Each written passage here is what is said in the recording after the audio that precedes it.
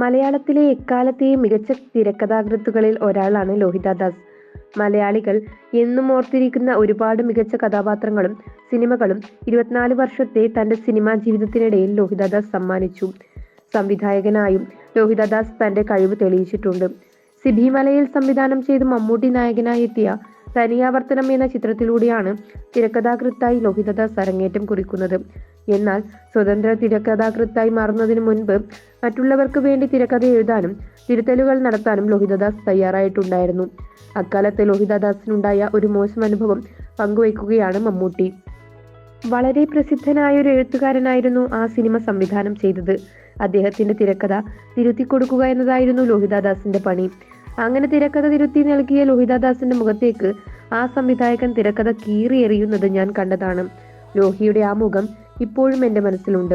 ലോഹി ഇങ്ങനെ നിൽക്കുകയാണ്. ഞാൻ എന്ത് ചെയ്തിട്ടാണ് ഇത് എന്ന മട്ടിൽ. ഞാനൊരു സഹായം ചെയ്യാൻ വന്ന ആളല്ലേ.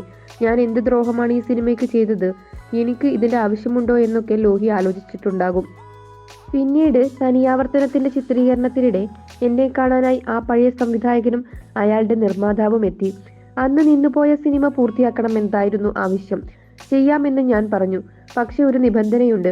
ലോഹിയെ ചൂണ്ടി തിരക്കഥ ലോഹി എഴുതണം എന്ന് പറഞ്ഞു. അങ്ങനെ ലോഹിതദാസ് വീണ്ടും ബിനാമിയായി ആ തിരക്കഥ പൂർത്തിയാക്കി.